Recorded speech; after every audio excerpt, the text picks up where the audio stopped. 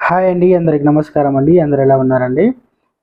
ఆంధ్రప్రదేశ్ రాష్ట్ర వ్యాప్తంగా ఉన్నటువంటి రైతన్నలకు ఒక ముఖ్యమైన శుభవార్త అయితే నారా చంద్రబాబు నాయుడు గారు మరియు కూటమి ప్రభుత్వం పవన్ కళ్యాణ్ గారు మరియు ఎవరైతే ఉన్నారో వారందరూ కూడా శుభవార్త అయితే చెప్పడం జరిగిందనమాట.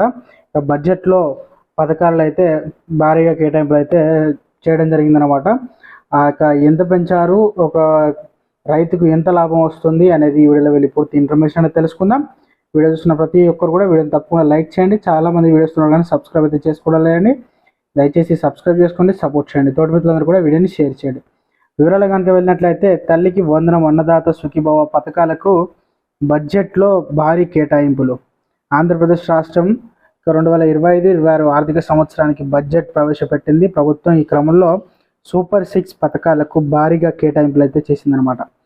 అన్నదాత సుఖీభవ కోసం 6,300 కోట్లు, తల్లికి వందనం పథకం 9,407 కోట్లు కేటాయించారు. తల్లికి వందనం, అన్నదాత సుఖీభవ పథకాలకు మండలిలో మంత్రి నారా లోకేష్ కీలక ప్రకటన చేసిన విషయం తెలిసిందే.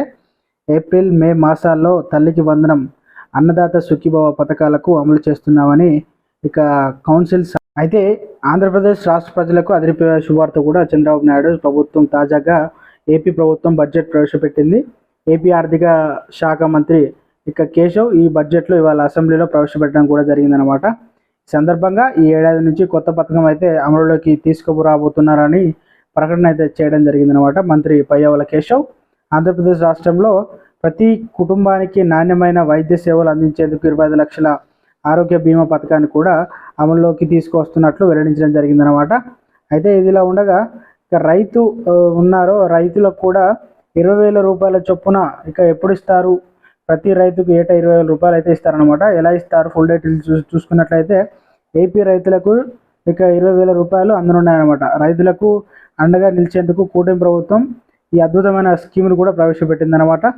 అయితే పిఎం కిసాన్కు 6,000 అదనంగా మరో 14,000 రూపాయలు ఇప్పటికే రైతన్నలు పెట్టుబడి సాయంగా కేంద్ర ప్రభుత్వం పిఎం కిసాన్ పథకాన్ని అందిస్తున్న సంగతి కూడా తెలిసిందే. అయితే పిఎం కిసాన్ అర్హత కలిగిన రైతన్నలకు 6,000 జమ చేస్తుంది. కేంద్రం ఇచ్చే 6,000తో పాటు ఏపీ ప్రభుత్వం కూడా 14,000 రూపాయలు కలిపి ఏడాదికి 20,000 రూపాయల పెట్టుబడి సాయంగా రైతన్నలకైతే అందించనుందన్నమాట. మొత్తం 3 విడతల్లో పెట్టుబడి సాయం వస్తుందన్నమాట. అయితే 2025-26 ఆర్థిక సంవత్సరం బడ్జెట్లో ఏపీ ప్రభుత్వం అన్నదాత సుఖీభవ ప్రతి రైతుకు 20,000 రూపాయలు ఇచ్చేలా కేటాయించిందనమాట. అయితే మేలో పథకం అమలు చేసే ఛాన్స్ అయితే ఉందన్నమాట. అయితే 20,000 రూపాయలు ప్రతి రైతన్నకు తద్వారా అర్హత కలిగిన ప్రతి రైతన్నకు కూడా ఏడాదికి 20,000 రూపాయలు అందనున్నాయన్నమాట. అన్నదాత సుఖీభవ పథకం కింద పిఎం కిసాన్ నిధులు 6,000తో పాటు మరో 14,000 అదనంగా కలిపి మొత్తంగా 20,000 రూపాయలు అయితే రైతులకు అందించనుంది కూటమి ప్రభుత్వం అని చెప్పడం జరిగిందనమాట. సో ఫ్రెండ్స్, ఇది ఈరోజు అప్డేట్ అండి. వీడియో నచ్చితే లైక్ చేయండి, ఛానల్ని సబ్స్క్రైబ్ చేసుకుని సపోర్ట్ చేయండి. Thanks for watching.